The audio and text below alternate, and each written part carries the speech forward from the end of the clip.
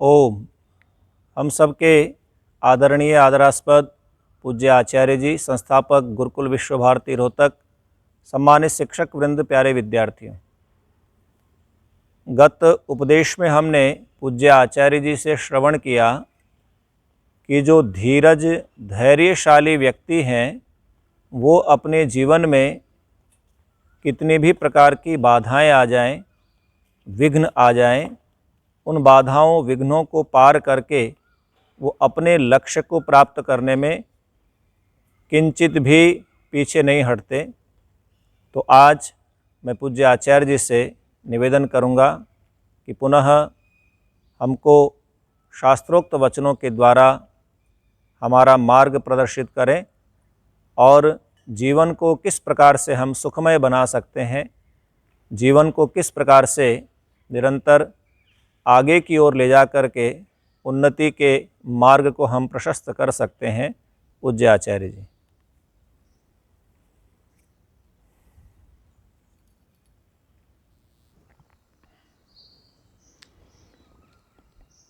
विद्यार्थियों की सर्वविध उन्नति के लिए समर्पित श्री आदरणीय आचार्य नंद किशोर जी, अनुभवी एवं कर्तव्य पालक अध्यापक गण तथा प्यारे ब्रह्मचारियों,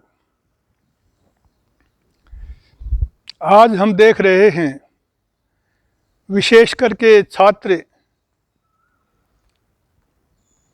संयम नहीं बरत रहे, ब्रह्मचर्य का पालन नहीं कर रहे और ब्रह्मचर्य का पालन न करने के कारण से कच्ची उम्र में ही वे कुछ वर्षों के बाद वृद्धावस्था सी में दिखने लग जाते हैं, जवानी आने से पहले ही ढलने लग जाते हैं। और ऐसे विद्यार्थी जो संयम नहीं करते उनका पढ़ाई में भी मन नहीं लगता, पढ़ाई करने की, विद्या प्राप्त करने की इच्छा नहीं रहती, न किसी और काम में दिल लगता है, उनके अंदर चुस्ती स्फूर्ति कुछ नहीं रहती, उनके चेहरे को देखते हैं तो पीलापन नज़र आता है, बुझे बुझे से प्रतीत होते हैं। तो ये सब लापरवाही का परिणाम है, संयम न रखने का परिणाम है, ब्रह्मचारी न रहने का परिणाम है। विद्यार्थी ब्रह्मचारी स्यात्, शास्त्र का वाक्य है कि विद्यार्थी को ब्रह्मचारी होना चाहिए।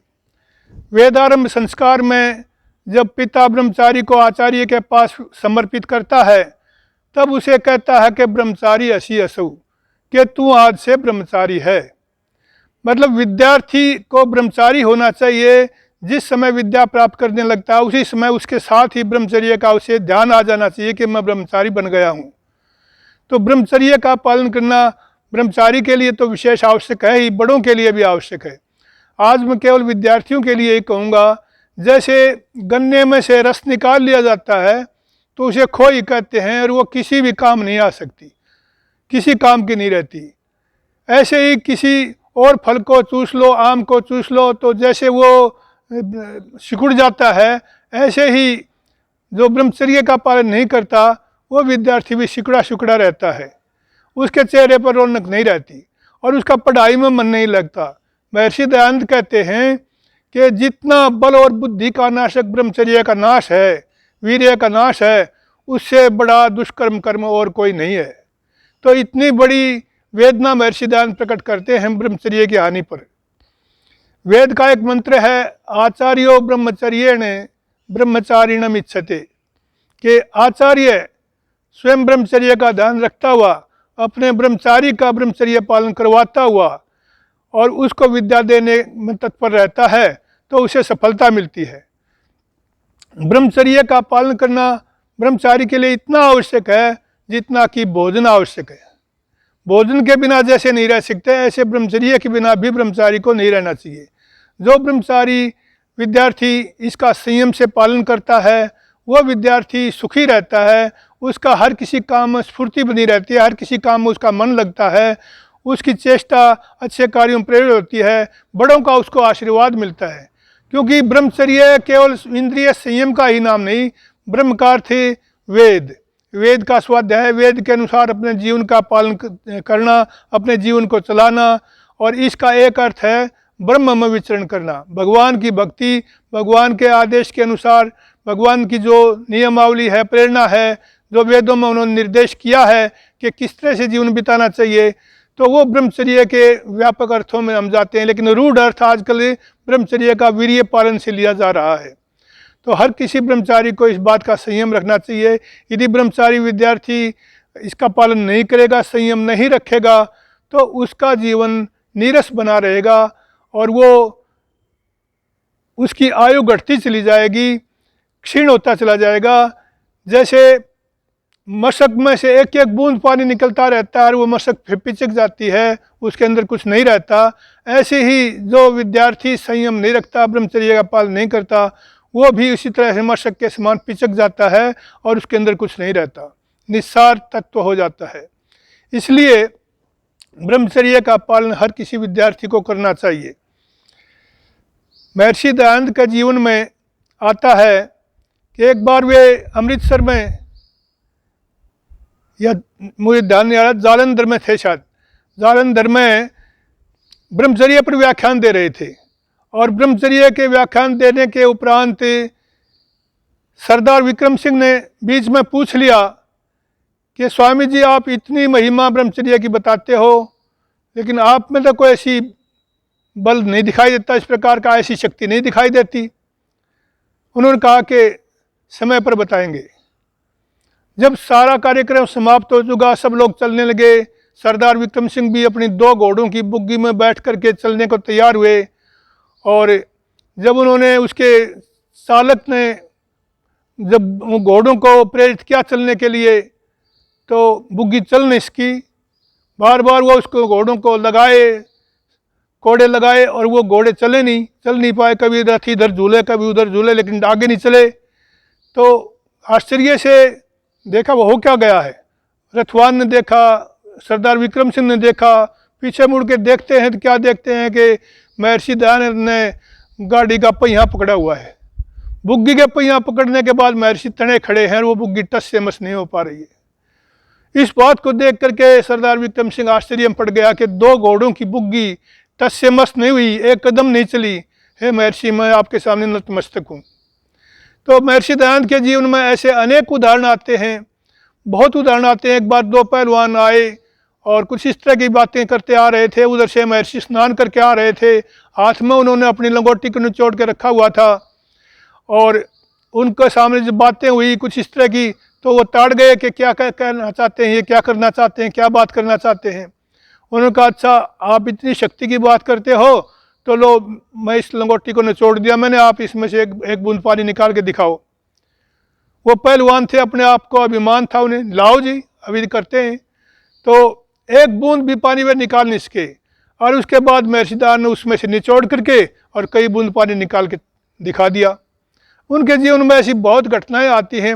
वास्तव में वे बहुत बलशाली ब्रह्मचारी थे। और हम पहलवानों को देखते हैं, पहलवान जब तक ब्रह्मचर्य का पालन करते हैं, मेहनत करते हैं, तो वो कुश्ती में हिंद केसरी बन जाते हैं, कोई विश्व विजेता भी बन जाता है। और जब वो ब्रह्मचर्य को छोड़ करके गृहस्थ में आ जाते हैं, फिर उनके अंदर वो दम नहीं रहता। इससे पता लगता है, यह उदाहरण है प्रत्यक्ष हमारे सामने, जितना बल बुद्धि का नाशक ब्रह्मचर्यहीनता है, वीर्य नाश है, उतना और कोई भी विनाश का कारण नहीं है।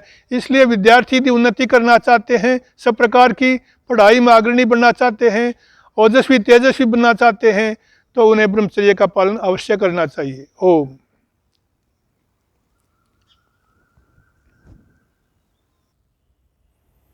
धन्यवाद और आभार पूज्य आचार्य जी का। 4 आश्रम विभाजित किए हैं वेद के माध्यम से। मनुस्मृति के अंदर ब्रह्मचर्य आश्रम, गृहस्थ आश्रम, वानप्रस्थ आश्रम और संन्यास आश्रम। तो जो ब्रह्मचर्य आश्रम है, ये विद्या ज्ञान प्राप्ति के लिए प्रमुख आश्रम है। जो इस ब्रह्मचर्य आश्रम में तपस्या करके सुख दुख हानि लाभ जय पराजय मान सम्मान इन सब को सहन करता हुआ जो विद्यार्जन करता है, तो उसको सुख की प्राप्ति होती है।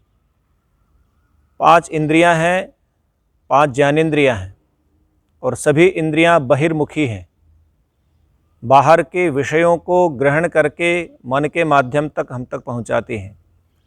तो इन इंद्रियों के सुखों के साथ यदि हम जुड़े रहेंगे तो हानि ही हानि है। जितनी आवश्यकता है उपभोगों की, जीवन को चलाने की, उतना उपभोग करके इंद्रियों का संयम हम रखेंगे तो उससे निश्चित रूप से बहुत बड़ा लाभ हम सबको होगा। तो ब्रह्मचर्य सी चीज़ अनूठी जग में और नहीं, खोटी है तकदीर वीर जो करते गौर नहीं। तो ब्रह्मचर्य अनूठी चीज़ है और इस चीज़ को, ब्रह्मचर्य को अपने जीवन में जो अपनाएगा तो उसको बहुत बड़ा लाभ होगा। जीवन में कभी कभी गिरावट आ जाती है, पतन हो जाता है, तो उत्थान के पीछे पतन संभव सदा है सर्वदा। तो उत्थान होता है, उन्नति होती है तो अवनति भी होती है, और अवनति है तो उन्नति भी होगी। किसी भी कारण से वैचारिक भिन्नता के कारण से, विचारों के कमज़ोर होने के कारण से यदि ऐसी त्रुटि कभी हो जाती है तो फिर से संकल्पवान होकर के व्यक्ति को अपनी यात्रा प्रारंभ करनी चाहिए। और विशेष करके ब्रह्मचारी जो विद्यार्थी है उसके लिए ये ब्रह्मचारी शब्द बहुत महत्वपूर्ण है।